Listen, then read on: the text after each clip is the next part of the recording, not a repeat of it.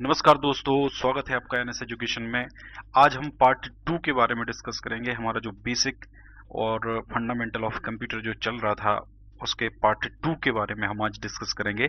और दोस्तों मैं आपको बता दूं, आपके व्यापम द्वारा होने वाले किसी भी एग्जाम के लिए, जैसे अभी पुलिस का जो एग्जाम निकला हुआ है, असिस्टेंट सब इंस्पेक्टर का और कांस्टेबल का निकला है, जो कंप्यूटर्स के लिए ही ये मतलब उन्होंने ये पोस्ट मांगी है।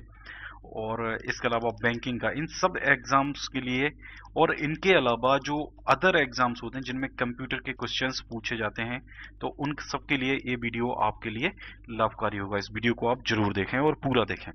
चलिए दोस्तों, basics and fundamentals of computer का हम सेकंड पार्ट स्टार्ट करते हैं। तो दोस्तों आज हम बात करने वाले हैं सबसे पहले मेमोरी की। तो जो आपकी मेमोरी होती है, एक just like a human brain, जैसा आपका ह्यूमन ब्रेन होता है कि जैसे फॉर एग्जांपल आप किसी से मिलते हैं, कोई इमेज आप देखते हैं या कोई आप सीनरी देखते हैं, तो वो आपके माइंड में कहीं ना कहीं सेट हो जाती है। तो जब भी उसका जिक्र आपके सामने आता है तो आप उसको रिकॉल कर सकते हो कि हमने कभी ऐसा कुछ सुना, हमने ऐसा कभी कुछ देखा हुआ था, ऐसा कोई सीन हमने देखा है। तो ऐसी आपकी मेमोरी होती है जो जिसमें एक स्टोरिंग कैपेसिटी होती है। ये डेटा को या इंस्ट्रक्शंस को, इन सबको स्टोर करके रख सकती है। जैसे जैसा आपका ह्यूमन ब्रेन काम करता है, वैसे ही लगभग लगभग सेम आपका मेमोरी काम करती है। And it is use to store data and instruction, मतलब डेटा को तो स्टोर कर ही रही है, साथ में इंस्ट्रक्शंस जो भी होते हैं उनको भी ये स्टोर कर सकती है। Computer memory is the storage space in computer where data is to be processed and instructions required for processing are stored. मतलब एक कंप्यूटर की जो मेमोरी होती है, ऐसा स्टोरेज स्पेस होता है कंप्यूटर में जहां पे डेटा जिसकी प्रोसेसिंग होनी है और इंस्ट्रक्शंस जिनके थ्रू उस डेटा की प्रोसेसिंग होनी है, ये सब स्टोर होते हैं कंप्यूटर मेमोरी के अंदर। The memory is divided into large number of small parts called cell. अब जो मेमोरी होती है, अलग अलग सेल्स एक्चुअली इसकी डिवाइडेड होती है। हम इसको एक फिगर से समझ सकते हैं।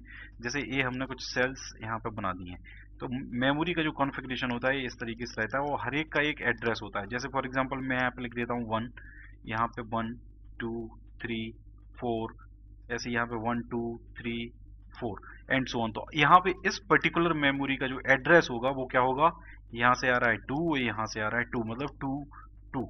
ये एक पर्टिकुलर, मैं आपको फॉर एग्जांपल ऐसा बता रहा हूँ कि इस तरीके से सेल्स उस मेमोरी के अंदर बनाई जाती हैं। और जब भी उस, जैसे फॉर एग्जांपल मैंने इस मेमोरी सेल के अंदर एक डेटा स्टोर किया है 0, तो जब भी इसको रिकॉल करना होगा तो एक इंस्ट्रक्शंस ऐसे हम कंप्यूटर को देते हैं, प्रोसेसर को देते हैं, तो वो इंस्ट्रक्शंस के थ्रू ही इस डेटा को यहाँ से ले सकता है, उठा सकता है, यहाँ से इस डेटा को रिकॉल कर सकता है। तो जैसे फॉर एग्जांपल यहाँ पे जो डेटा है, यहाँ पे है 2, आपका यहाँ पे है 3, तो मतलब 2 3 मेमोरी लोकेशन के ऊपर जो डेटा है, तो आप जब इंस्ट्रक्शंस दोगे तो आपको उस इंस्ट्रक्शन में इस मेमोरी का एड्रेस डालना पड़ेगा। और वो एड्रेस क्या होगा, इस सेल का एड्रेस होगा 2 3। तो 2 3 पे जो भी डेटा होगा वो डेटा ले जाके आपका पहुंचा देगा जहां पे भी उसकी प्रोसेसिंग होनी होगी। नेक्स्ट है आपका, each location of cell has a unique address which varies from 0 to memory size -1। तो जैसे फॉर एग्जांपल 64 बिट्स का आपका मेमोरी साइज है, तो यहाँ पे इसका जो एड्रेस होगा वो होगा 0 से लेके 63 तक। तो टोटल कितने हो गए, 64। तो ये 63 जो आ रहा है, ये कितना आ रहा है टोटल, उसकी जो मेमोरी साइज है 64 -1। इस तरीके से ये काम करती है आपकी मेमोरी। अब मेमोरी को अगर हम क्लासिफाई करें तो देखिए, मेनली दो तरीके की मेमोरी होती है। एक होती है आपकी प्राइमरी मेमोरी और एक होगी आपकी सेकेंडरी मेमोरी। अब जो आपकी प्राइमरी मेमोरी होती है, ये दो पार्ट में हम इसको डिवाइड कर सकते हैं, जिसमें एक होती है आपकी कैश मेमोरी और एक होती है आपकी मेन मेमोरी। देखिए, तो जो मेन मेमोरी होती है, जो कैश मेमोरी होती है, तो खैर सबसे फास्ट होती है। और ये यूजर के और प्रोसेसर, जो प्रोसेसर कंप्यूटर में हम यूज कर रहे हैं, जिसको मेन कंप्यूटर, जैसे फॉर एग्जांपल कंप्यूटर के अंदर एक प्रोसेसर है, इंटेल के जो प्रोसेसर्स होते हैं, तो उन मतलब यूजर के बीच में और प्रोसेसर के बीच में एक तरीके से एक बफर का ये काम करती है कैश मेमोरी। और ये सबसे नजदीकी होती है प्रोसेसर के। प्रोसेसर जो भी इंस्ट्रक्शन एग्जीक्यूट करने वाला होता है या फिर जो भी डेटा वो जिस डेटा को वो एग्जीक्यूट करने वाला होता है, ये सब इसी कैश मेमोरी के अंदर ही स्टोर किए जाते हैं। और इसके अंदर जो आते हैं वो होते हैं मेनली रजिस्टर।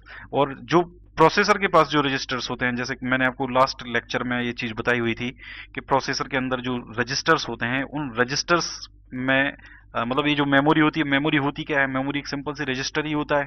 तो एक कैश मेमोरी सबसे नजदीक की मेमोरी होती है प्रोसेसर के। इसके अलावा जो मेन मेमोरी होती है, ये होती है आपकी रैम और रोम। तो इनके बारे में भी हम डिस्कस कर चुके हैं। रैम जो मैंने आपको बताई थी, static RAM and dynamic RAM.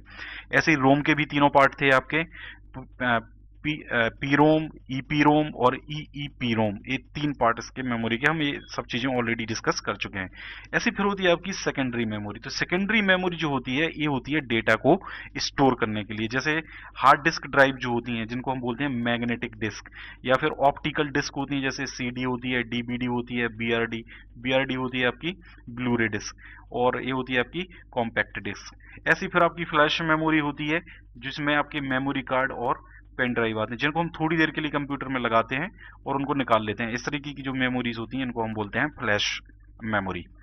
और ये इनको हम डिफाइन कैसे करेंगे? जैसे कैश मेमोरी आपकी है, तो cache memory very high speed semiconductor memory होती है, which can speed up CPU, जो सीपीयू को स्पीड अप करने के लिए यूज होती है। It acts as a buffer between CPU and the main memory. तो सीपीयू और मैन मेमोरी के बीच में ये बफर का काम करता है। जैसे फॉर एग्जांपल आपका ये सीपीयू है, और यहाँ पे आपका एक मेन मेमोरी, ये हो गई आपकी मेन मेमोरी। सपोज यहाँ पे हम ले लेते हैं रैम। अब रैम और ये हो गया आपका सीपीयू, और यहाँ पे सपोज एक है हमारी कंट्रोल यूनिट। अब इनके बीच में आपस में कनेक्टिविटी भी है। अब जैसे मान लो कोई यूजर है, उस यूजर को कोई इंस्ट्रक्शन एग्जीक्यूट करवाना है, तो यूजर सबसे पहले जो एक कमांड दे देगा, वो मतलब एक इनपुट दे देगा। तो ये कंट्रोल यूनिट जो होगी आपकी, कंट्रोल यूनिट अब डिसाइड क्या करेगी कि भैया पर्टिकुलर ये इंस्ट्रक्शन आ गया। जैसे मैंने आपको कल एक एग्जांपल बताया था, 2 + 2 = 4 का एग्जांपल। अब ये 2 जो होगा और ये जो 2 होगा, और ये जो इंस्ट्रक्शन जो इसको ऐड कर रहा है, या एक जो इंस्ट्रक्शन जो इक्वल कर रहा है, और जो 4 इसका आंसर आ रहा है, इन सबको आपको सबसे पहले क्या करना पड़ेगा, इनको इस सीपीयू के अंदर इनको स्टोर करना पड़ेगा। तो स्टोर करने के लिए ही यूज होता है आपका कैश मेमोरी। तो इस कैश मेमोरी के अंदर ही आपके रजिस्टर्स होते हैं जो इनको स्टोर करके रखता है। तो जो कंट्रोल यूनिट होगी, ये मेन मेमोरी से, एक मेन मेमोरी में मैंने कहीं सपोज एक इंस्ट्रक्शन या कोई डेटा यहाँ पे दिया है। जैसे मान लो एक मेमोरी का एक पार्ट है, इस पार्ट पे कोई हमने यहाँ पे रखा हुआ है कोई डेटा को। मान लो मैंने इस मेमोरी लोकेशन पे 0 को रखा हुआ है, तो सबसे पहले ये कंट्रोल यूनिट यहाँ से इसको उठवाएगी। उठवाने के बाद सीपीयू के रजिस्टर में कैश मेमोरी में इसको स्टोर करेगी। अब मान लो मैं इसकी जगह पे एक डेटा ले लेता हूँ 1, तो ये 1 जो डेटा होगा, ये कंट्रोल यूनिट इसको भी यहाँ से उठवाएगी और इसको भी कैश मेमोरी में स्टोर करवाएगी। ऐसे ही फिर एक इंस्ट्रक्शन होगा, वो भी आपका मेन मेमोरी में ही स्टोर होगा। तो इंस्ट्रक्शन को यहाँ से लेगा, जो भी जैसा भी यूजर चाहता है, यूजर के हिसाब से जो भी इंस्ट्रक्शन है, उस इंस्ट्रक्शन को ये यहाँ से एग्जीक्यूट होगा, और ये भी कैश मेमोरी में आपका पहुंचेगा। तब जाके फिर एक सीपीयू इसका आउटपुट निकाल के इस कैश मेमोरी को देगा। फिर ये कैश मेमोरी उठा के मेन मेमोरी में इसको लेके जाएंगे, और मेन मेमोरी फिर आपका इसको लेके जाएगी, तो इसको डिस्प्ले हम करवा सकते हैं। तो ये पूरा इसका एक एक्चुअल प्रोसेस होता है। नेक्स्ट जो प्राइमरी मेमोरी या जो मेन मेमोरी होती है, ये holds only those data and instruction on which computer is currently working. तो जैसा मैंने आपको बताया था, जैसे पर्टिकुलर अभी जो रैम है, आप जो भी स्टोर करके, अभी फॉर एग्जाम्पल मैं भी लैपटॉप में कुछ भी काम कर रहा हूँ, तो ये सब कुछ चल रहा है, लेकिन जैसे ये स्विच ऑफ होगा, वैसे ही रैम का जो भी डेटा होगा वो 0 हो जाएगा। मतलब रैम पूरी तरीके से ये मेमोरी रीसेट हो जाएगी। It has limited capacity and data is lost when power is switched off. तो इसकी जो कैपेसिटी है वो भी कम होती है। जैसे रैम 4 GB तक की जनरली रैम होती है, आजकल तो बहुत ज्यादा बड़ी बड़ी रैम्स भी आ चुकी हैं।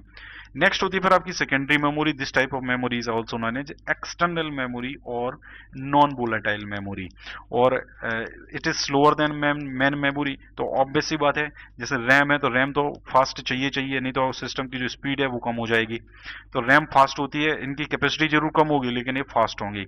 और जो सेकेंडरी मेमोरी होती है, स्लोअर होती है मेन मेमोरी से।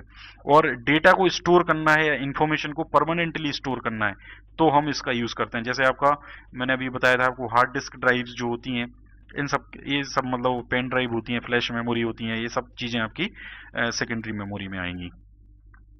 नेक्स्ट फिर जो है आपका सेकेंडरी स्टोरेज, तो इसमें एक्सटर्नल सेकेंडरी स्टोरेज डिवाइसेस होते हैं जिनको हम बाहर से कनेक्ट करते हैं, जैसे फ्लॉपी डिस्क होती हैं, हार्ड डिस्क होती हैं, टेप्स एंड ऑप्टिकल डिस्क। तो ऑप्टिकल डिस्क जो होती हैं आपकी, ये सीडी डीवीडी इसमें आ जाएंगे आपके। हार्ड डिस्क खैर आप जानती हैं, यहाँ पे मैं अभी हार्ड डिस्क के बारे में बताऊंगा आपको। और ये सब आती हैं आपकी एक्सटर्नल स्टोरेज की कैटेगरी में, या इनको बोलते हैं एनसीएलईडी स्टोरेज डिवाइसेस। और these devices are very sensitive to environmental condition, मतलब जो ह्यूमिडिटी होती है, जो टेम्परेचर होता है, इन मेमोरीज के ऊपर उनका बहुत जल्दी फर्क पड़ता है, इसलिए इनको बहुत अच्छे तरीके से स्टोर करके रखना पड़ता है। नेक्स्ट है आपका फ्लॉपी डिस्क। हम फ्लॉपी डिस्क के बारे में बात करते हैं। आजकल फ्लॉपी डिस्क यूज नहीं होती हैं, आप देख सकते हैं यहाँ पे इमेज में, क्योंकि इनकी जो स्टोरेज कैपेसिटी है ये तो बहुत कम होती है और ये काफी स्लो हुआ करती थी, तो इनका यूज जनरली अब नहीं होता है। तो पहले प्राइमरीली यही यूज हुआ करती थी पीसीज में, और मैं आपको बता रहा हूँ 15 से मेरे ख्याल से 10 से 15 साल पहले यही बहुत ज्यादा इनका मतलब चलन था, यूज में थी। और इनके ऊपर जो इन्फॉर्मेशन होती है वो रिकॉर्डेड होती है in the magnetise stage of particle of iron oxides. तो जो magnetise states of particles of iron oxide होती है, और ये कहाँ स्टोर होती है, evenly placed upon concentric circles known as tracks. Tracks के ऊपर इनको स्टोर किया जाता है। ऐसी फिर होती है आपकी हार्ड डिस्क। हमें इनमें ज्यादा डिटेल में नहीं जाना है, इसलिए मैं आपको इनको जल्दी बता रहा हूँ। आपको बस ये जैसे फॉर एग्जाम्पल यहाँ पे क्वेश्चन पूछा जा सकता है कि जो फ्लॉपी डिस्क है वो फास्टेस्ट है या हार्ड डिस्क फास्ट होती है, इनमें से कौन फास्ट होती है, तो इस तरीके के क्वेश्चन आपसे पूछे जाएंगे। या फिर आपसे क्वेश्चन पूछा जाएगा कि इनमें से इनपुट डिवाइस कौन है, इनमें से आउटपुट डिवाइस कौन है, इनमें से मेमोरी के लिए कौन यूज होता है, इनमें से सेकेंडरी मेमोरी कौन सी है, इनमें से प्राइमरी मेमोरी कौन सी है। ऐसे क्वेश्चन आपसे एग्जाम में पूछे जाएंगे, तो इनके बारे में बहुत ज्यादा डिटेल नहीं पूछा जा सकता। बाकी ये पूछा जा सकता है कि जो फ्लॉपी डिस्क होती है तो इसमें आयरन इनमें से कौन सा यूज होता है, तो उसमें होगा होगा आपका आयरन ऑक्साइड, आपका एक होगा जिस मतलब ऑप्शन में, तो आपको वो टिक करना पड़ेगा। तो इस तरीके से आपसे क्वेश्चन पूछा जाएगा। नेक्स्ट है आपका हार्ड डिस्क। तो हार्ड डिस्क एक non removable enclosed magnetic disk होती है जो पीसी के अंदर ही होती है। ये है आपका हार्ड डिस्क, आप यहाँ से देख सकते हैं। और इसके अंदर होता है एक स्टैक ऑफ मेटल प्लेटर्स। देखिए स्टैक मतलब होता है ढेर, मतलब बहुत सारी। मेटल प्लेटर्स क्या होती हैं, ये जो आपको यहाँ पे दिख रही है, ये डिस्क टाइप की आपको ये दिख रही है, इसको बोलते हैं मेटल प्लेटर्स। मेटल की ये बनी हुई होती है। और प्लेटर्स देखिए बहुत सारी यहाँ पे देखिए प्लेटर्स हैं आपके, 1 2 3 यहाँ दिखाई दे रहे हैं, बहुत सारे स्टैक होता है इनका पूरा। और इसके अलावा each coated with iron oxide, तो ये भी आयरन ऑक्साइड से ही कोटेड होती है, मतलब इसके ऊपर आयरन ऑक्साइड की कोटिंग की जाती है। That spin on a spindle, ये होता है आपका स्पिंडल। ये देखते हैं आप, ये स्पिंडल होता है, स्पिंडल के ऊपर ये चारों तरफ से लगाई हुई हैं और ये स्पिंडल के ऊपर ही घूमती हैं। And the entire unit is encased in a sealed chamber, पूरा एक चैम्बर होता है, इसके ऊपर से भी ढक दिया जाता है, तब जाके ये हार्ड डिस्क बनती है। आजकल पोर्टेबल हार्ड डिस्क भी यहाँ लगी हैं, 1 टेराबाइट 2 टेराबाइट 500 जीबी की। तो आप देख सकते हैं आजकल तो इनको मतलब पोर्टेबल तरीके से भी यूज किया जा सकता है, लेकिन कंप्यूटर सिस्टम के अंदर ये वाली हार्ड डिस्क आज भी यूज होती है। यही पूरा उसका कॉन्फ़िगरेशन होता है। खैर इसमें हमें ज्यादा डिटेल में नहीं जाना है। नेक्स्ट हम देखते हैं मैग्नेटिक टेप। तो मैग्नेटिक टेप जो ये होते हैं आपके plastic tape, usually made of Mylar, that is coated with iron oxide. देखिए मेमोरी में सब में आयरन ऑक्साइड की ही कोटिंग की है। Thereby enabling the introduction मतलब राइटिंग करना, रिटेंशन मतलब memory, and reading of magnetically recorded information, और उसको राइट करना, रिटेंशन करना और रीडिंग करना। मतलब ये जो आपके कैसेट्स जो पहले होते थे, जो टेप रिकॉर्डर जो होते थे उनमें जो चलाते थे कैसेट्स, वो एक्चुअली मैग्नेटिक टेप्स होते हैं। तो ये भी एक तरीके की मेमोरी होती है। और इनका जो बेस्ट यूज है is for data that you do not use very often, मतलब बार बार जो डाटा यूज नहीं करते उसमें इनका यूज किया जाता था। तो ये थे आपके मेमोरी डिवाइसेस। नेक्स्ट हम बात करते हैं पेरिफेरल्स। देखिए पेरिफेरल्स जो होते हैं आपके कंप्यूटर में बाहर से जो एक्सटर्नली जो भी हम कनेक्टेड करते हैं वो पेरिफेरल्स कहलाते हैं। जैसे अगर हम मेमोरी की बात करें, जो आजकल पोर्टेबल हार्ड डिस्क आ गई है, तो वो भी हम एक्सटर्नली यूएसबी पोर्ट जो होता है इससे कनेक्ट करते हैं। तो यूएसबी पोर्ट से आप अगर इसको कनेक्ट कर रहे हो तो एक्सटर्नली इसको हम कनेक्ट कर रहे हैं, तो ये भी आपका एक तरीके से पेरिफेरल ही बन जाएगा। मेमोरी तो वो है ही, लेकिन वो एक तरीके से आपका पेरिफेरल ही कहलाएगा। तो peripheral devices are devices connected to the computer externally, बाहर से इनको कनेक्ट किया जाता है, जैसे हम माउस कनेक्ट करते हैं। जैसे हम कीबोर्ड कनेक्ट करते हैं, प्रिंटर कनेक्ट करते हैं, जॉयस्टिक कनेक्ट करते हैं, तो ये सारे जो डिवाइसेस होते हैं ये पेरिफेरल्स कहलाते हैं। Next, if a peripheral device is disconnected the computer will still be able to work. मतलब अगर हम माउस निकाल देंगे तो क्या होगा, कंप्यूटर तो काम करेगा, कंप्यूटर के ऑपरेशन के ऊपर तो कोई भी फर्क नहीं पड़ने वाला है ना माउस निकालने से या कीबोर्ड निकालने से। बस ये है कि जो माउस का काम होता है वो नहीं हो पाएगा। Only functions performed by this peripheral device will not be available. मतलब अगर आपने माउस निकाल दिया तो सिर्फ माउस का काम नहीं हो पाएगा, बाकी तो सारे काम होंगे ही। तो ये पूरा होते हैं आपके पेरिफेरल्स। और जो अगर हम टाइप्स ऑफ पेरिफेरल्स की बात करें तो mainly there are following types of peripherals. कौन कौन से होते हैं भैया? इनपुट डिवाइसेस होते हैं एक तो। इनपुट डिवाइसेस मतलब क्या होता है, how to tell it what to do. मतलब एक प्रोसेसर है कंप्यूटर का, या कंप्यूटर है या सीपीयू है, तो उस सीपीयू को करना क्या है ये कौन बताएगा? तो कोई ना कोई इनपुट डिवाइस होगी, वही बताएगा कि उसको भैया करना क्या है, हमें क्या करवाना। जैसे मैं कीबोर्ड से टाइपिंग कर रहा हूँ, जैसे मैं यहाँ पे लिख रहा हूँ, ये लिख रहा हूँ मैं यहाँ पे कुछ भी गंदा गंदा सा, तो अगर मैं यहाँ पे कुछ भी लिख रहा हूँ तो ये मैं कौन हूँ? यूजर हूँ। मैं ये काम कर रहा हूँ किसके थ्रू कर रहा हूँ? मैं इस माउस के थ्रू कर रहा हूँ। मतलब एक माउस क्या है आपकी? एक इनपुट डिवाइस है। कीबोर्ड से मैंने ये टाइप किया हुआ है, मैंने यहाँ पे लिखा हुआ है द इनपुट डिवाइसेस, तो मैंने कीबोर्ड से टाइप किया हुआ है। तो ये किस प्रोसेसर को, कंप्यूटर को किसने बताया? एक इनपुट डिवाइस ने बताया। तो ये होता है आपका इनपुट डिवाइस का काम। इसके अलावा this unit makes link between user and the computer. The input devices translate the information into the form understandable by the computer. तो जो input device होते हैं translate the information, जो भी information होती है, जैसे for example मैंने लिखा A, अगर मैं यहाँ पे लिख रहा हूँ कीबोर्ड में टाइप कर रहा हूँ A, तो एक कंप्यूटर इस ए को नहीं समझ रहा है, उसको नहीं पता है कि ए क्या है, एक अल्फाबेट है, नहीं पता कंप्यूटर को ये चीज। कंप्यूटर की एक पर्टिकुलर लैंग्वेज होती है, मशीन कोड जिसको हम बोलते हैं, हम आगे डिस्कस करेंगे।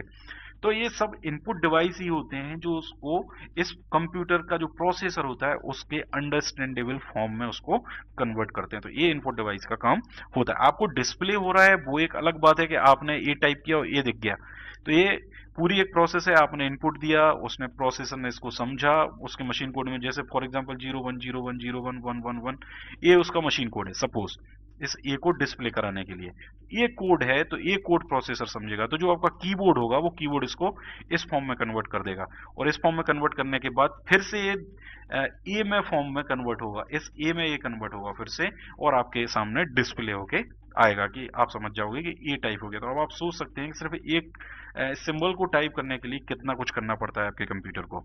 नेक्स्ट है आपका keyboard, the most common and very popular input device which helps in inputting data to the computer. ऐसे ही आपका mouse is the most popular pointing device, point करने के लिए। जैसे मैं यहाँ पे पॉइंट कर रहा हूँ डिवाइसेस के ऊपर, ये एरो जहां पे भी आपको दिख रहा है, यहाँ पे आपको पॉइंट दिख रहा होगा, ये यहाँ पे पॉइंट दिख रहा है आपको, तो ये कौन है? पॉइंटिंग डिवाइस है, माउस का ये काम होता है। And cursor control devices having a small palm size box with a round wall at its base. लेकिन आज के डेट में राउंड वॉल नहीं होती है, ऑप्टिकल माउसेस आजकल आ गए हैं। पहले के जो माउसेस होते थे उनमें राउंड वॉल एक हुआ करती थी। अगर आप माउस तोड़ के देखोगे, पुराना कोई माउस, बहुत पुराने टाइम पे आते थे, मतलब मेरे ख्याल से 4 से 5 साल पहले, नहीं 4 से 5 साल पहले नहीं, और ज़्यादा टाइम भी हो गया होगा, मेरे ख्याल से 8 साल 9 साल पहले तक ये आते थे, जिनमें नीचे एक पेपर बिछा के रखना पड़ता था, या इनका माउस का एक पैड आता था उसको रखना पड़ता था। जब वो कर्सर घूमा करता था तब जाके ये पॉइंटर घूमा करता था, अगर वो कर्सर नहीं घूमेगा तो पॉइंटर भी नहीं घूमेगा। तो ये जो वॉल हुआ करती थी इस पे, इस which senses the movement of the mouse, ये माउस का मूवमेंट सेंस करती थी and send corresponding signal to the CPU when the mouse button are pressed. तो ये पूरी उसकी वर्किंग हुआ करती थी। लेकिन आजकल तो ऑप्टिकल माउस है, कहीं भी आप माउस को रख दो बड़े आराम से वो काम करने लगते हैं। तो आज की डेट में ऑप्टिकल माउस जिनमें एक एलईडी जल रही होती है, ये माउस ऑप्टिकल माउस होते हैं। नेक्स्ट होता है आपका जॉयस्टिक। आप यहाँ पे देख सकते हैं जॉयस्टिक, पहले यूज होते थे जॉयस्टिक, लेकिन आजकल नहीं होते हैं। आपने एक जॉयस्टिक छोटा सा एग्जांपल देखा होगा, आपने एक मोबाइल आता था नोकिया का, काफी टाइम पहले नोकिया आई थिंक 6600 आता था, उसमें मोबाइल में जॉयस्टिक यूज हुआ करता था। एक छोटा सा, जिसको हम बोल सकते थे कर्सर हम बोलते थे उसको, वो जॉयस्टिक ही होता था, जिससे आप जो पॉइंटर होता था उसको इधर उधर हम शिफ्ट किया करते थे। और ये आजकल तो ज्यादा यूज नहीं होता है, लेकिन कर्सर को मॉनिटर स्क्रीन पे मूव कराने के लिए, कर्सर की पोजीशन को मॉनिटर स्क्रीन पे मूव कराने के लिए इसका यूज होता था। And it is mainly used in computer aided designing, जो सीएडी होता है, सिविल इंजीनियरिंग जो वाले बच्चे होते हैं, मैकेनिकल इंजीनियरिंग वाले जो बच्चे होते हैं, ये लोग इसका यूज करते हैं। और आजकल इसका सबसे अच्छा यूज होता है कंप्यूटर गेम्स को खेलने में। नेक्स्ट है पर आपका लाइट पेन, आप लाइट पेन यहाँ पे देख सकते हैं। It is use to select displayed menu item और draw pictures on the monitor screen. मतलब मॉनिटर स्क्रीन पे अगर जैसे फॉर एग्जांपल मैं यहाँ पे लिख रहा हूँ तो ये मैं डायरेक्ट माउस से लिख रहा हूँ, लेकिन अगर मेरे पास एक राइटिंग पेन होता और मेरे पास स्क्रीन इसके लिए सपोर्टेबल होती, तो जैसे इसका एक पूरा सेटअप आता है, एक राइटिंग पैड का सेटअप आता है, तो वो राइटिंग पैड पे मैं उस पैड के ऊपर इस पेन से लिखूंगा तो ये पूरा मैं स्क्रीन के ऊपर आपको डिस्प्ले होकर दिखेगा। मैं बहुत जल्दी ही इसको खरीदने वाला हूँ और जो मैथमेटिक्स की वीडियोज हैं आपके लिए वो मैं इसी पे ही बनाऊंगा। और ये है आपका नेक्स्ट ट्रैक वॉल। तो ट्रैक वॉल ये होती है आपकी जिसमें मोस्टली यूज इन नोटबुक और लैपटॉप कंप्यूटर्स में ये यूज होती है इंस्टेड ऑफ माउस। अब देखिए माउस तो उसमें होता नहीं है, तो एक ट्रैक बॉल हम उसमें यूज करते हैं। ये एक बहुत पुराना वर्जन है ट्रैक बॉल का। माउस में आपने देखा होगा एक छोटी सी एक प्लेट टाइप से होती है और उसमें दो कर्सर टाइप्स, कर्सर नहीं बोल सकते, दो बटन होते हैं जिसमें हम लेफ्ट और राइट क्लिक करते हैं। तो ये पुराने टाइम का है, ये आजकल यूज नहीं होता है। और इसमें क्या करते हैं, this is a wall which is half inserted and by moving fingers on wall pointer can be move. तो पुराने टाइम की ये टेक्नोलॉजी है। आजकल तो लैपटॉप का सिंपल सी एक प्लेट सी आती है, उसी स्क्रीन में आती है, एक आपकी उंगली को वो सेंस करती है, कैपेसिटिव हो सकती है। दो उसमें स्विच होते हैं लेफ्ट और राइट के लिए। लैपटॉप्स में जनरली आपने देखा होगा। नेक्स्ट है आपका स्कैनर। तो स्कैनर आपने बहुत यूज किया होगा, अगर आप फॉर्म भरते हैं तो आपको स्कैनिंग करानी पड़ती है, तो वही आपका स्कैनर होता है। कोई भी प्रिंटेड मटेरियल उसको स्कैन करवाना। स्कैनर का काम क्या होता है, स्कैनर से जैसे फॉर एग्जांपल आपके पास एक हार्ड कॉपी है, आपके पास एक पेज है, लेकिन अब आप पेज कंप्यूटर में थोड़ी ना डाल सकते हो, तो आपको उसको कंप्यूटर में ले जाना, तो क्या करना पड़ेगा, स्कैन कराना पड़ेगा। स्कैन कराने के बाद उसको एक हम जेपीजी फाइल में कन्वर्ट कर लेंगे। एक फॉर्मेट होता है इमेज का, उसमें हम इसको कन्वर्ट कर लेंगे और वो आपके फिर पीसी में आ जाएगा। तो ये आपके स्कैनर का काम होता है। नेक्स्ट है आपका जैसे digitizer. It converts analog information into digital form. तो एनालॉग जो भी इंफॉर्मेशन होगी उसको डिजिटल फॉर्म में कन्वर्ट करने का काम होता है आपका डिजिटाइजर का। ये भी आपका एक इनपुट डिवाइस होता है। नेक्स्ट आपका माइक्रोफोन। फॉर एग्जांपल मैं यहाँ पे बात कर रहा हूँ, आपका मोबाइल का जो ईयरफोन होता है, उस ईयरफोन में भी एक छोटा सा माइक्रोफोन लगा हुआ होता है जिससे आप बात करते हो। तो ये माइक्रोफोन होता है। माइक्रोफोन क्या करता है, जो भी आप साउंड है, जो भी आपकी, जैसे फॉर एग्जांपल मैं यहाँ पे बोल रहा हूँ आपको सुनाई दे रहा है, तो लेकिन मशीन के अंदर, कंप्यूटर के अंदर तो ये किसी और ही फॉर्म में प्रोसेस हो रहा है, डिजिटल फॉर्म में प्रोसेस हो रहा है, साउंड की फॉर्म में प्रोसेस नहीं हो रहा है। तो साउंड एक अलग सिग्नल हो जाता है आपका, कंप्यूटर के अंदर एक अलग सिग्नल के फॉर्म में पहुंचता है, फिर इसको डिजिटल में भी कन्वर्ट करना पड़ता है, मशीन कोड में भी कन्वर्ट करना पड़ता है, बहुत सारी प्रोसेस होती है। उसके बाद फिर से सेम जस्ट अपोजिट प्रोसेस होती है रिटर्न हो गए। फिर ये जैसे फॉर एग्जांपल मशीन कोड है, तो मशीन कोड से डिजिटल कोड बनेगा, डिजिटल कोड से फिर एनालॉग फॉर्म में आएगा, एनालॉग से फिर साउंड में आएगा, तब जाके आपको ये मोबाइल फोन पे या लैपटॉप पे सुनाई देगा। तो ये माइक्रोफोन का काम होता है आपका। इसके बाद होता है magnetic ink card reader. Magnetic ink card reader जो होता है, MICR इसको बोलते हैं, और ये बैंक में जनरली यूज होता है MICR। तो MICR एक इनपुट डिवाइस है generally used in banks because of large number of cheques to be processed every day. तो ये लोग मतलब ये होती है आपकी MICR मशीन। इसमें एक इंसर्ट कर देते हैं जो भी चेक होता है, उसकी पूरी इंफॉर्मेशन के पास कंप्यूटर के फॉर्म में आ जाती है। नहीं तो एक एक की इंफॉर्मेशन बुक के कैसे कंप्यूटर पर चढ़ाएंगे, बहुत ज्यादा टाइम उसमें लग जाता है। नेक्स्ट आपका ऑप्टिकल कैरेक्टर रीडर, OCR। तो ये OCR जो होता है आपका, जैसे फॉर एग्जांपल यहाँ पे आप इमेज में देख सकते हैं, ये एक OCR डिवाइस है, आजकल मोबाइल में भी आ जाते हैं। OCR जो होता है ऑप्टिकल कैरेक्टर रीडर, एक ऑप्टिकल डिवाइस होती है, और इससे जैसे ये टेक्स्ट जो इसके ऊपर लिखा हुआ है, ये सारा टेक्स्ट इसके ऊपर से ऐसे घुमा रहा है इसको इस तरीके से, और ये सारा टेक्स्ट इसके कंप्यूटर में आ जाएगा। तो ये आपका होता है ऑप्टिकल कैरेक्टर रीडर। तो ये थी आपकी पूरी इनपुट की कहानी। इसके बाद बारकोड रीडर भी होते हैं। बारकोड रीडर आपने मॉल्स में देखे होंगे, बड़े बड़े मॉल्स जो होते हैं वहां पे जब आप शॉपिंग करने के लिए जाते हैं तो वो जनरली बारकोड रीडर ही यूज करते हैं, क्योंकि बहुत सारे आइटम्स वहां पे सेल करने के लिए होते हैं, तो उनको सबके ऊपर एक बार कोड लगा दिया जाता है। आपके पास जो भी सामान आता है सब में एक बार कोड जरूर होता है। So a device used for reading barcoded data in the form of light and dark lines. Barcode data is generally used in labeling goods and numbering the books. तो ये पूरा आपका, और उसके बाद इसका एक बार कोड होता है, वो स्पेशल उस जो रीडर आता है वो उस बार कोड को ही रीड करता है। नेक्स्ट है आपका ऑप्टिकल मार्क रीडर, OMR। तो OMR जो आपकी शीट्स होती हैं उनको रीड करने के लिए ऑप्टिकल मार्क रीडर का यूज किया जाता है, जो स्पेशल पेन या पेंसिल से जो भी आप पॉइंट बनाते हो, जो बबल्स आप फिलअप करते हो, वो केवल उसको ही सेंस करता है। नेक्स्ट फिर हम बात करेंगे बी आउटपुट डिवाइसेस के बारे में। तो आउटपुट डिवाइसेस क्या होते हैं? How it shows you what is doing, मतलब मशीन आपको कैसे शो करेगी कि आप कर क्या रहे हो, तो उसके लिए हम आउटपुट डिवाइसेस यूज करते हैं। तो output devices translate the computers output into the form understandable by the users. तो अब देखिए, हमने जैसे फॉर एग्जांपल मैं बोल रहा हूं अभी और आपको सुनाई दे रहा है, तो मैं जो बोल रहा हूं वही आपको सुनाई दे रहा है, तो ये एक दूसरे की आवाज हम समझ सकते हैं, एक दूसरे के जो भावनाएं हैं वो हम समझ सकते हैं, लेकिन कंप्यूटर ये भावना नहीं समझता। कंप्यूटर को ये नहीं पता है कि हमने क्या बोला। मैं आपसे बोल रहा हूँ हमने क्या बोला, ये कंप्यूटर को नहीं पता है। कंप्यूटर को केवल उसका मशीन कोड पता है, इसके अलावा कुछ भी नहीं। अब इसको मैं चाहे किसी प्रोग्रामिंग के फॉर्म में दूं, किसी भी फॉर्म में मैं आपको दूं, कंप्यूटर केवल मशीन कोड को ही समझेगा। तो सबसे पहले आपका जो साउंड होगा उसको एक एनालॉग सिग्नल में कन्वर्ट किया जाएगा इस माइक्रोफोन के थ्रू इलेक्ट्रिकल सिग्नल में, फिर ये डिजिटल फॉर्म में या मशीन कोड में कन्वर्ट होगा, फिर मशीन कोड से फिर से इलेक्ट्रिकल सिग्नल में कन्वर्ट होगा। इलेक्ट्रिकल सिग्नल में मतलब कन्वर्ट होने के बाद फिर ये आप जो लाउड स्पीकर आपके सिस्टम में होते हैं या जो हेडफोन ईयरफोन के थ्रू आप जो सुनते हो, तो ये उसमें आपको फिर से साउंड में कन्वर्ट करके दे देगा। तो इस तरीके से ये होता है आपका आउटपुट डिवाइसेस का काम। नेक्स्ट, अब जैसे इसमें कौन कौन से होते हैं, जैसे मॉनिटर ही होता है, तो मॉनिटर को बोलते हैं विजुअल डिस्प्ले यूनिट, VDU।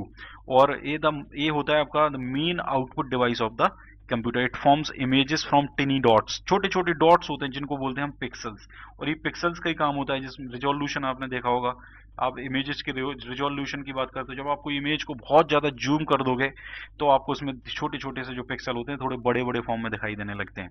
तो एक रेक्टेंगुलर फॉर्म में ये पिक्सल्स अरेंज होते हैं और उन्हीं को ये मॉनिटर आपका डिस्प्ले करता है। और जितने ज्यादा पिक्सल्स होंगे, आपकी जो इमेज की जो शार्पनेस है, जिसको आप बोलते हो क्वालिटी, जूम करने के बाद भी जो पिक्सल्स नहीं फट रहे हैं, इमेज नहीं फट रही है, उसको हम बोलते हैं कि उसकी क्वालिटी बहुत अच्छी है, मतलब उसमें तो उतने ज्यादा पिक्सल्स आपके हैं। तो हाई डेफिनेशन जो इमेजेस होती हैं उनमें नंबर ऑफ पिक्सल्स ज्यादा होते हैं। जो हाई डेफिनेशन कैमरास जो होते हैं उनसे अच्छी पिक्चर्स हम खींच सकते हैं। नेक्स्ट, अब दो टाइप के व्यूइंग स्क्रीन होती हैं मॉनिटर की। एक होती है आपकी कैथोड रे ट्यूब, जो आजकल बहुत कम यूज होती है, CRT जिसको बोलते हैं। बड़ा सा मोटा सा मॉनिटर हुआ करता था जो पहले टाइम पे LG सैमसंग के जो आते थे, लेकिन आजकल तो बिल्कुल फ्लैट आने लग गए हैं।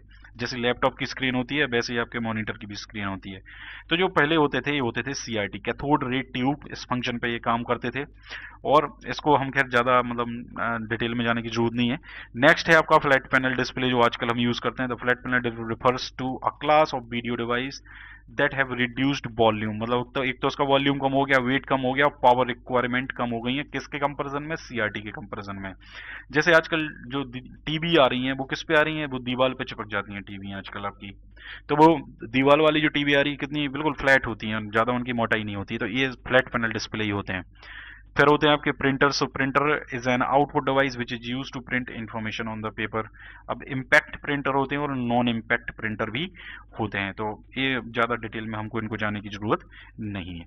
अब ये देख लें, आपके जो नॉन इम्पैक्ट प्रिंटर होते हैं, जो आप जनरली दुकानों पे देखते हो, page printers, laser printers, inkjet printers, ये सारे आपके नॉन इम्पैक्ट प्रिंटर्स होते हैं, ये आपको पता होना चाहिए।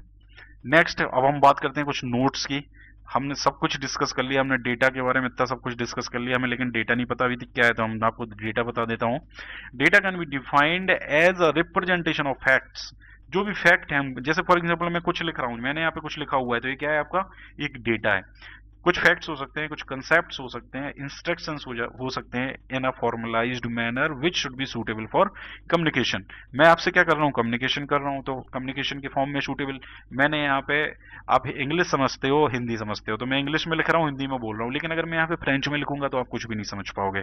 तो डेटा इस फॉर्म में होना चाहिए ताकि वो अंडरस्टैंडेबल हो, कम्युनिकेशन के लिए यूज किया जा सके, उसका इंटरप्रिटेशन किया जा सके, और प्रोसेसिंग बाय ह्यूमन और इलेक्ट्रॉनिक मशीन उसकी की जा सके, मतलब आप उसको समझ सको, मतलब आप उसकी प्रोसेसिंग कर सको। नेक्स्ट हम बात करते हैं इंफॉर्मेशन के बारे में। तो इंफॉर्मेशन इज ऑर्गेनाइज्ड और क्लासिफाइड डेटा। डेटा ही होती है इंफॉर्मेशन, लेकिन ऑर्गेनाइज्ड फॉर्म में होती है। Which has some meaningful values for the receiver. तो जो भी रिसीवर होता है, जैसे आप रिसीवर हो तो मैं यहाँ पे जो भी बोल रहा हूँ वो आपके समझाने के लिए बोल रहा हूँ, तो मैं जो भी इंफॉर्मेशन आपको दे रहा हूँ वो ऐसे ही समझाऊंगा ताकि आपके लिए वो मीनिंगफुल हो, आपको वो चीज समझ में आ जाए। तो ये सबसे बेस्ट एग्जांपल है इन्फॉर्मेशन को समझने का। तो information is the processed data on which decisions and actions are based. तो मेन आपकी यही होती है। नेक्स्ट होता है डेटा प्रोसेसिंग साइकिल। तो data processing is the restructuring और reordering of the data by people और machine to increase their usefulness and add value for particular purpose. मतलब डेटा प्रोसेसिंग में हम क्या कर रहे हैं, रीस्ट्रक्चर कर रहे हैं, उसको रीऑर्डर कर रहे हैं। क्यों कर रहे हैं, या तो कौन करेगा, पीपल करेगा या फिर मशीन करेगी। क्यों कर रही है, ताकि उसकी यूजफुलनेस बढ़ जाए, उसके अंदर कुछ पर्टिकुलर पर्पज के लिए वैल्यूज इंक्रीज हो जाए। जैसे for example analog to digital processing होती है, तो एनालॉग डेटा को डिजिटल डेटा में कन्वर्ट करने की जो प्रोसेसिंग होती है उसको बोलते हैं एनालॉग टू डिजिटल कन्वर्टर। अब आपकी कोई मशीन है वो डिजिटल फॉर्म में, जैसे डिजिटल घड़ी होती है तो उसमें आपके लिखा आता है 2 3 इस तरीके से, तो अब ये डिजिटल फॉर्म में उसको कन्वर्ट कर रहा है, तो वहां पे एक एनालॉग टू डिजिटल कन्वर्टर जरूर होगा। नेक्स्ट देखिए, 3 steps constitute the data processing cycle. 3 step होते हैं इसमें, एक तो होता है आपका इनपुट, एक होता है आपका प्रोसेसिंग और एक होता है ऑब्वियस आपका आउटपुट। तो इनपुट डेटा होता है prepared in some convenient form for processing, मतलब प्रोसेसिंग के लिए कुछ कन्वीनियंट फॉर्म में इसको तैयार करना पड़ता है। तो form will be depend on the processing machine. जो भी मशीन में आप प्रोसेस कर रहे हो, अगर आप कैलकुलेटर में प्रोसेस कर रहे हो तो कुछ और होगा, कंप्यूटर में प्रोसेस कर रहे हो तो कुछ और होगा, या किसी और मशीन में अगर आप कर रहे हो तो वो कुछ और फॉर्म में होता है। For example when electronic computers are used, the input data could be recorded on any of the several type of input medium such as magnetic disk, tape and so on. Next आपकी processing. In this step data is change to produce data in a more useful form. जैसे मैंने आपको analogue to digital का form बताया, अगर कोई analogue machine है तो डिजिटल फॉर्म में कैसे डिस्प्ले देगी। आपने इलेक्ट्रॉनिक वेइंग मशीन देखी होगी मार्केट में, जिसपे आजकल सब्जी वालों के पास भी वो होती है। तो पहले क्या होता था, तराजू होती थी, बैलेंस जिसको हम बोलते थे, लेकिन आजकल वो डिजिटल फॉर्म में आ गई है। तो ये जो प्रोसेसिंग होती है इनके बीच में, उसी वही है आपकी प्रोसेसिंग। नेक्स्ट आपका आउटपुट। तो आउटपुट मतलब क्या हो गया, आपको जो चीज समझ में आ रही है उस फॉर्म में उस चीज को कन्वर्ट करना। The result of the proceeding processing steps are collected. जो भी रिजल्ट आएगा उसको कलेक्ट किया जाएगा और उसको डिस्प्ले किया जाएगा। ये पूरी मतलब 3 इसके साइकिल होते हैं। इसके बाद हम कुछ बात करते हैं लैंग्वेज प्रोसेसर्स की। वीडियो थोड़ा बड़ा हो रहा है, हम इसको जल्दी ही खत्म करेंगे। देखिए, मैं वीडियो बड़ा बनाता हूँ, हो सकता है आप कभी कभी बोर भी हो जाते होंगे कि क्या सर बहुत सारा आप कुछ पढ़ा रहे हैं, लेकिन मैं कोशिश ये करता हूँ कि आप तक इन्फॉर्मेशन पूरी पहुंचे और आपको वो चीज़ समझ में आए। इसलिए थोड़ा अगर वीडियो बड़ा भी हो जाता है तो उसके लिए I am very very sorry. मेरा उद्देश्य है आपको सही इन्फॉर्मेशन पहुंचाना, सही तरीके से इन्फॉर्मेशन पहुंचाना, ताकि आपको वो चीज़ समझ में आ जाए। थोड़ा अगर वीडियो बड़ा हो जाता है तो ठीक है, इट्स ओके। चलिए नेक्स्ट, अब लैंग्वेज प्रोसेसर जो होते हैं आपके, जैसे असेंबलर होता है, इंटरप्रेटर होता है, कंपाइलर होता है। देखिए, जो आपका आपने नाम सुना होगा सी, सी प्लस प्लस, ये लैंग्वेजेस होती हैं। ये जो लैंग्वेजेस होती हैं इनको बोलते हैं sorry low level languages. Computer ये नहीं समझता है। कंप्यूटर क्या समझता है, कंप्यूटर समझता है उसकी मशीन कोड को। और जो मशीन कोड होती है, ये मशीन कोड कहां से आता है, हमने क्या किया, हमने प्रोग्रामिंग की सी और सी प्लस प्लस में और कंप्यूटर को दे दी। अब वो कंप्यूटर के पास जो प्रोसेसर है उस प्रोसेसर के फॉर्म में इसको मशीन कोड के फॉर्म में कन्वर्ट करना पड़ेगा। तो इन्हीं सब चीजों का ये काम होता है। जैसे असेंबलर होता है, so this language processor converts the program written in assembly language into machine language. तो कंप्यूटर असेंबली लैंग्वेज को भी नहीं समझता है, कंप्यूटर किसको समझता है, केवल मशीन लैंग्वेज को समझता है। नेक्स्ट आपका interpreter. This language processor converts a high level language HLL programme into machine language by converting and executing it by line by line. मतलब अगर मान लो एक 100 लाइन का एक कोड लिखा हुआ है, तो इसको ये एग्जीक्यूट करेगा line by line, line by line, एक एक लाइन को एग्जीक्यूट करेगा, रिजल्ट देगा। इस लाइन को एग्जीक्यूट करेगा, रिजल्ट देगा। इसको एग्जीक्यूट करेगा, रिजल्ट देगा। इसको एग्जीक्यूट करेगा, रिजल्ट देगा।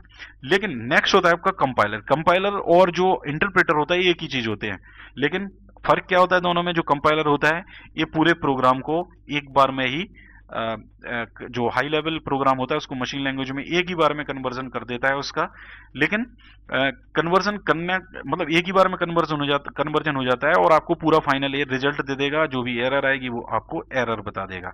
यहाँ पे क्या होगा, एक लाइन एग्जीक्यूट हुई इंटरप्रेटर में, एक लाइन एग्जीक्यूट हुई फिर वो उसमें एरर बताएगा, फिर दूसरी लाइन एग्जीक्यूट, फिर उसमें एरर बताएगा।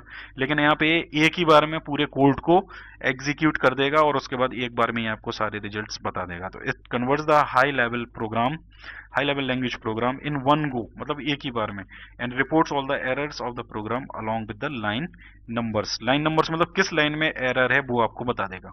तो ये थी आपकी पूरी कहानी लैंग्वेज प्रोसेसर की। दोस्तों आज के लिए बस इतना ही। आपको वीडियो कैसा लगा आप कमेंट करके जरूर बताएं।